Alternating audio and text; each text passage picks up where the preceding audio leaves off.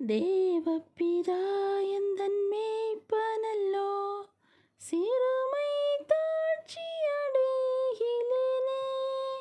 தேவப்பிதா எந்தன் மேய்ப்பனல்லோ, சிறுமை தாட்சி அடைகிலேனே. ஆத்துமன் தன்னை குளிர பண்ணி, அடியேன் கால்களை நீதி என்னும் நேர்த்தியாம் பாதையில் அவர் நிமித்தம் நிதமும் சுகமாய் நடத்துகின்றார். தேவப்பிதா எந்தன் மேய்ப்பனல்லோ,